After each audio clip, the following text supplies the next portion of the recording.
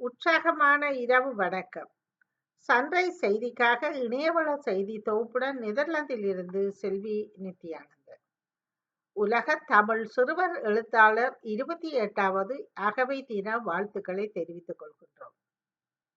யாழ்ப்பாணம் அரியாலை செம்மணி சித்துப்பாத்தி இந்து மயானத்துக்கு அருகிலுள்ள மனித புதகுழியின் பரிச்சாத்த அகழ்வு பணிகள் நிறைவுக்கு வந்துள்ளது. இந்நிலையில் இதுவரை 19 முழுமையான மனித இன்பு தொகுதிகள் அடையாளம் காணப்பட்டுள்ளன.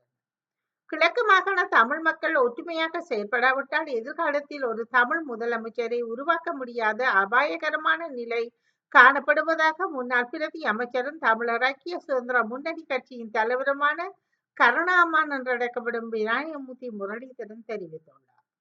தமிழகத்தில் டெங்கு கொரோனா தொற்று காய்ச்சல் பரவல் இருப்பதால் பள்ளி மாணவர்களின் உடல்நிலையை கண்காணிக்க வேண்டும் என கல்வித்துறைக்கு பொது சுகாதார சார்பில் அறிவுறுத்தல் வழங்கப்பட்டுள்ளது. தமிழகத்தில் தினமும் 20 பேர் வரை கொரோனா தொற்றால் பாதிக்கப்பட்டு வருவதாகவும் தற்பொழுது 219 பேர் சிகிச்சையில் இருக்கும் நிலையில் 6 பேர் உயிரிழந்துள்ளனர். ஆபத்தில் இருப்பவர்களுக்கு விரைந்து உதவ வசதியாக அவர்களின் அழைப்பு நேரடியாக ரோந்து நகர காவலருக்கு செல்லும் வகையில் பிரத்யேக மென்பொருளை செயல்படுத்த நகர காவலர் நடவடிக்கை எடுத்துள்ளனர். சென்னை எழும்பூரில் மாநில காவல் கட்டுப்பாடு மையம் செயல்படுகிறது. அவசர காலங்களில் இம்மையத்தை தமிழகத்தின் எந்த மூலையிலிருந்தும் அவசர நகர காவலர் உதவி எண்களான 100, 101, 112 தொடர்பு கொள்ளலாம். இங்கு பெறப்படும் தகவல்கள் சம்பந்தப்பட்ட மாநகர மாவட்ட கட்டுப்பாடு அறைக்கு பகிரப்படும்.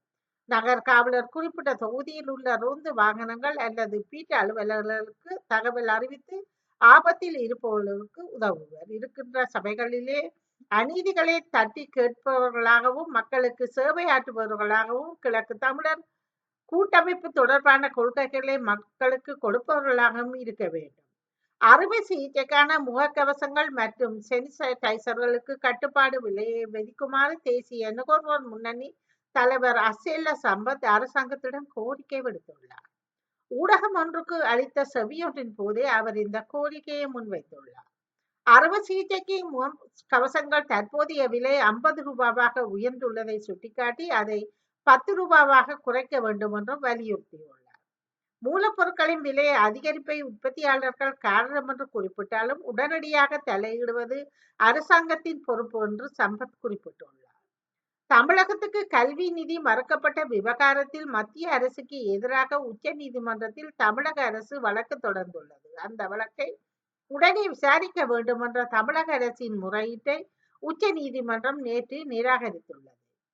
SSA எனப்படும் சமக்ர சிக்ஷா அபியான் திட்டத்தின் கீழ் தமிழகத்தில் வழங்க வேண்டிய நிதியை நிறுத்தி வைத்துள்ளதாக மத்திய அரசுக்கு எதிராக உச்ச நீதிமன்றத்தில் மே 21 தேதி தமிழக அரசு மனு தாக்குதல் செய்திருந்தது. ஆந்திர பிரதேசத்தின் தலைநகரான அமராவதியில் 143 ஏக்கர் பரப்பளவில் ஒரு பிரமாண்டமான புதிய அலுவலக வளாகத்தை கூகுள் நிறுவனம் அமைக்க உள்ளது. இந்த அலுவலகத்திற்கான அடிக்கல் நாட்டு விழா விரைவில் நடைபெறும் என எதிர்பார்க்கப்படுகிறது. கூகுள் நிறுவனத்தின் இந்த புதிய அலுவலகம் அனந்தவரம் நெக்கடு சாலையில் இலக்கம் 8 சாலையில் உள்ள சர்வே எண்கள் 10, 11, 12 மற்றும் 13 ஆகியவற்றை உள்ளடக்கிய நிலப்பரப்பில் அமைய உள்ளது. உக்ரைனை தொடர்ந்து ட்ரோன் தாக்குதல் நடத்தி வருவதால் மொஸ்கோ விமான நிலையத்தில் விமான சேவைகள் தற்காலிகமாக நிறுத்தப்பட்டுள்ளதாக சர்வதேச ஊடகங்கள் செய்தி வெளியிட்டுள்ளது. கனடாவின் லிபரல் அரசாங்கம் தனது ஆயுத படைகளுக்கு கூடுதல் பில்லியன்களை முதலீடு செய்து இந்த நிதியாண்டில் நேட்டோவின் 10% இராணுவ செலவின் இலக்கை அடையும் என்று பிரதமர் மார்க் கார்னி தெரிவித்துள்ளார். அருங்காட்சியகத்தில் வைக்கப்பட்டிருந்த உண்மையான அனபெல்லா பொம்மை காணாமல் போயுள்ளதாக இணையதளங்களில் செய்திகள் வைரலாகி வருகின்றது. கிரேட்டா துன்பர்க் உள்ளிட்ட சமூக செயற்பாட்டாளர்கள் சென்ற காசாவுக்கான மனிதாபிமான கப்பலை இஸ்ரேல் படையினர் சிறைப்பிடித்த சம்பவம் பெரும் பரபரப்பை ஏற்படுத்தி உள்ளது. ஜனாதிபதி இமானுவேல் மேக்ரோன் இன்றைய தினம் செவ்வாய்க்கிழமை தொலைக்காட்சியில் சிறப்பு விருந்தினராக கலந்து கொள்ள உள்ளார். ஆழ்கடல் உச்சி மகாநாடு நீஸ் நகரில் நேற்றைய தினம் ஆரம்பமானது. ஜூன் 19ஆம் தேதி திங்கட்கிழமை முதல் 13ஆம் தேதி வரை வெள்ளிக்கிழமை வரை இந்த மகாநாடு இடம்பெற உள்ளது. 70 நாடுகளைச் சேர்ந்த தலைவர்கள் இதில் பங்கேற்க உள்ளனர். தொடர்வது விளையாட்டு செய்திகள். மூனிச்சில் நடைபெற்ற நேஷனல் லீக் கால்பந்து இறுதிப் போட்டியில் போர்த்துகல் அணி ஸ்பெயினை வீழ்த்தி 2வது முறையாக சாம்பியன் பட்டத்தை வென்றுள்ளது. இந்திய கிரிக்கெட் வீரர் ரிங்கு சிங் மற்றும் உத்தரப்பிரதேச எம்பி பிரியா சரோஜ் ஆகிய இருவரும் அதிகாரப்பூர்வமாக திருமண நிச்சயதார்த்தம் செய்து கொண்டுள்ளனர். கூட்ட நெரிசலால் ஏற்பட்ட உயிரிழப்பு காரணமாக 2026 IPL தொடரில் RCB அணிக்கு தடை விதிக்க வேண்டும் என கோரிக்கை வலுத்து வருகின்றது. IPL தொடரில் அதிக ரசிகர்களை கொண்ட அணிகளில் ஒன்றாக ராயல் சேலஞ்சர்ஸ் பெங்களூர் அணி உள்ளது. 2008ஆம் ஆண்டு முதல் IPL போட்டிகள் நடைபெறும் வரும் நிலையில் முதல் முறையாக RCB அணி 2025 IPL தொடரில் கோப்பையை வென்றுள்ளது.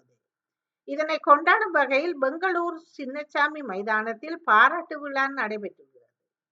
இத்துடன் செய்திகள் நிறைவடைகின்றன. நன்றி, வணக்கம்.